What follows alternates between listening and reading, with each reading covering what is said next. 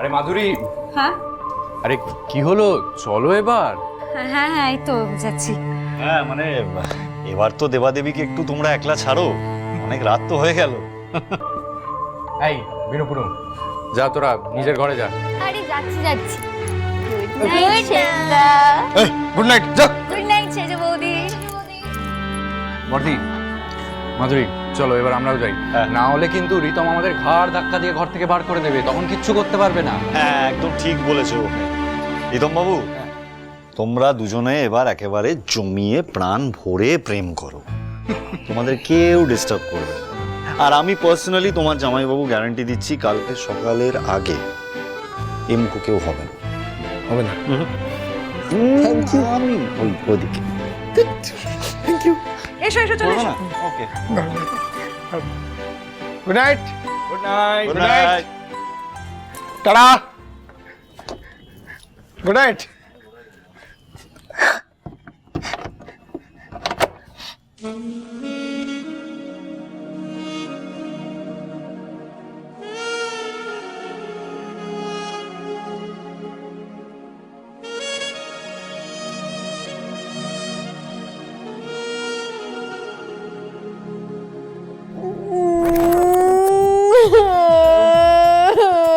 আরে কি হলো?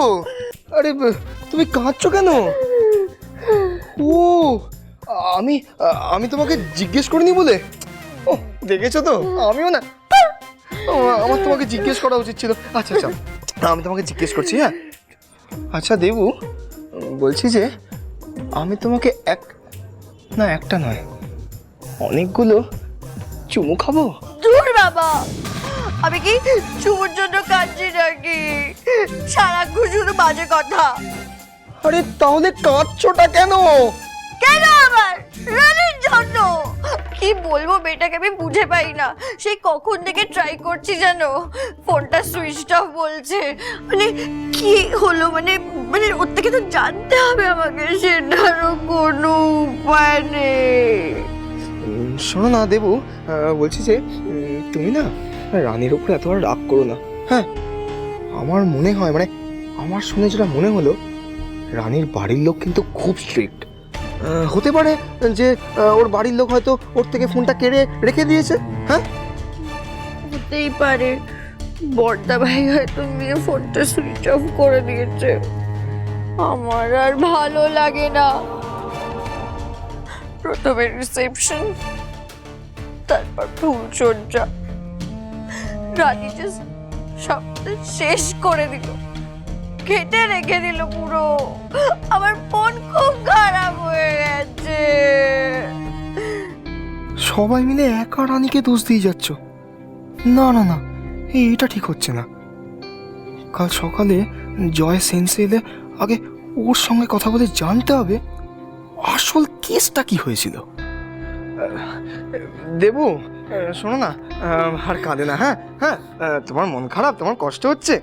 আমি তোমাকে আদর করে তোমার সব মন খারাপ দূর করে দেবো। হ্যাঁ, আর আমি তোমাকে কথা দিচ্ছি, রানী আর তোমার বন্ধুত্ব আমি নষ্ট হতে দেব না, বুঝেছো? কাঁদে না।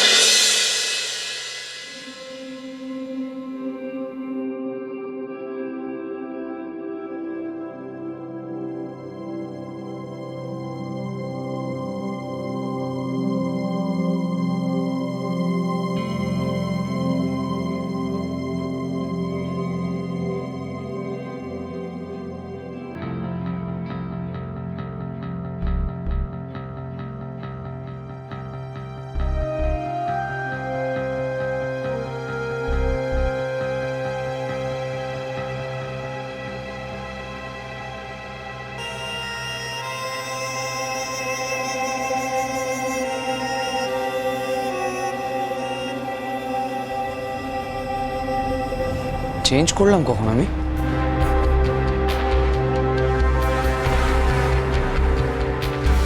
তোর সত্যি খুব রাগ হচ্ছে আমাকে দেখে আমি এখানে এসেছি বলে? দেখ তোর চোখ দুটো দেখে আমি এখনো বুঝতে পারছি যে তুই আমাকে খুব ভালোবাসিস।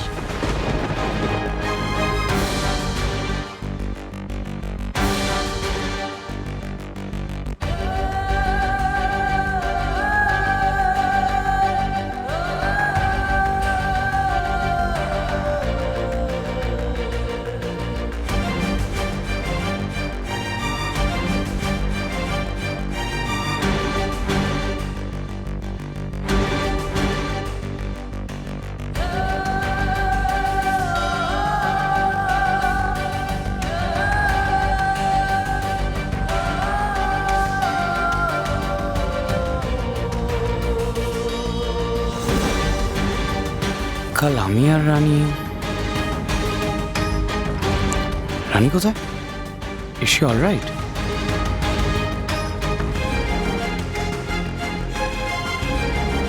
এই তো উঠে পড়েছিস তো, নে এই লেবু জলটা খেয়ে নে, একদম ঝরঝরে লাগবে দেখবি। কাল রাতে তো কিছু খাসনি, নে এটা খেয়ে নে। আর ব্রেকফাস্ট করছি, ফ্রেশ হয়ে নে, চ ব্রেকফাস্ট খাই। মা, রানী কোথায়?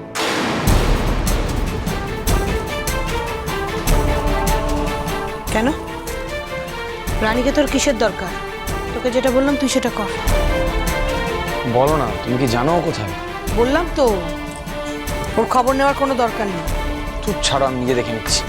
তুই কোথাও যাবি না জয়, তোকে আমার দিব্যি।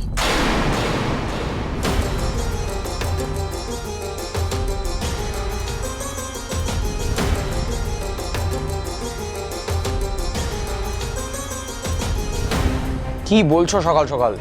বললাম তো আমার দরকার আছে রানীর সাথে। ওকে তুই পাবি না।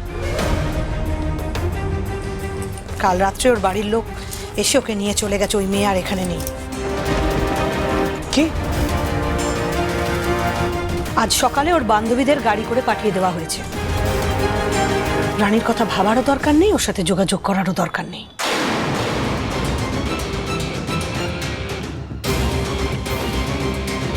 কাল রাত্রে ও তোর ঘরে ঢুকে বদমাইশি করার চেষ্টা করেছে।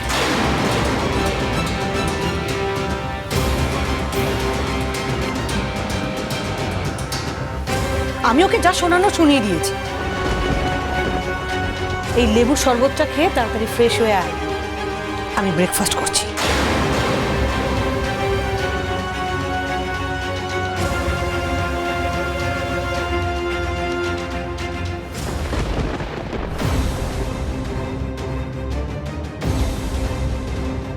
কি বললো মা এসব?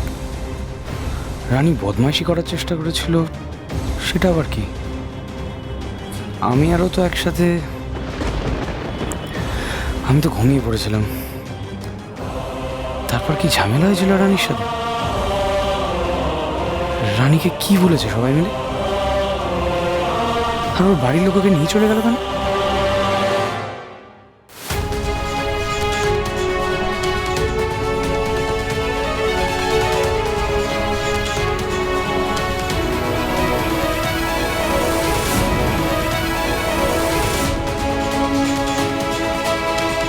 তোমাকে যে স্বাধীনতা আমি দিয়েছি তার মর্যাদা তুমি রাখতে পারোনি মামুনি, তাই আজকের পর তোমার সব স্বাধীনতা আমি কেড়ে নিলাম। কান খুলে শুনে রাখো, আর 5 দিন পর তোমার বিয়ে।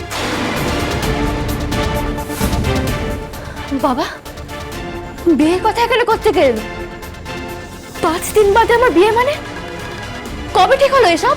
ভেবেছিলাম তুমি ফেরার পর তোমাকে সবকিছু সন্ধ্যেবেলা বুঝিয়ে বলবো, কিন্তু এখন আর কোনো কথা নয়, কিচ্ছু বোঝাবো না তোমাকে আমি। আমার যা ইচ্ছে হবে, যেটা ভালো বুঝবো সেটাই করব। তুমি যা কাণ্ড ঘটিয়ে এসছো তারপর তোমার সাথে কোনো আলোচনা নয় মামুনি। আজকের পর তুমি এই ঘরের বাইরে পা রাখবে না। তোমাকে বলে রাখলাম বড় বৌমা, রানী যদি এই ঘরের বাইরে যায় তাহলে আমাকে জানাবে। ওর সাথে যদি কারোর কথা বলার প্রয়োজন থাকে তাহলে সে এই ঘরে এসে কথা বলবে। ওর যা যা প্রয়োজন হবে সেটা এই ঘরে ওকে এনে দেওয়া হবে। বোঝা গেছে? হ্যাঁ হ্যাঁ বাবা। বাবা, আমি অন্য কাউকে বিয়ে করতে পারবো না। আমার কথাটা শোনো।